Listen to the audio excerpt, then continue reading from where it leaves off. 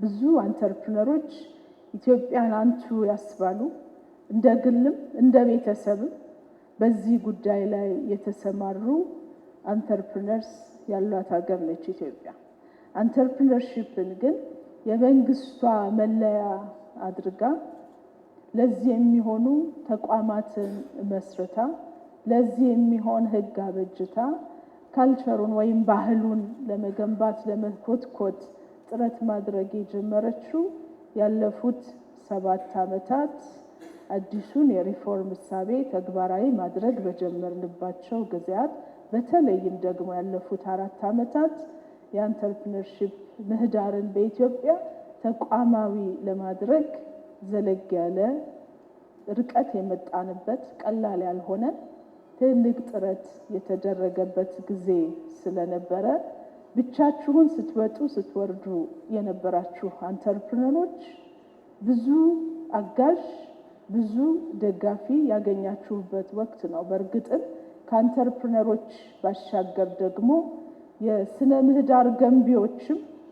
ብዙ ኢፈርት ስታደርጉ የነበራችሁባቸው ብዙ የብቸኝነት ጉዞዎቻችሁን ለመሙላት የሚያስችል ትልቅ የመንግስት ቁርጠኝነት መሪ መንግስት እንደ አካል አዛን ኤንቲቲ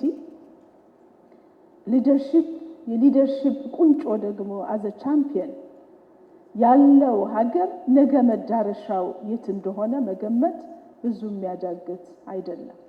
ለዚህ የሚሆኑ በጣም ብዙ ምቹ ሁኔታዎች ያሉበት ሀገር ነው። ብዝሃነታችንን ጸጋ አድርገን እንጠቀመው ስንል የሐሳብ ብዝሃነት ያለበት ሀገር እንደመሆኑ መጠን ለፈጠራ አንተርፕረነር ለሆነ ካልቸር ግንባታ አንድ መነሻ ግብአት ነው ማለት።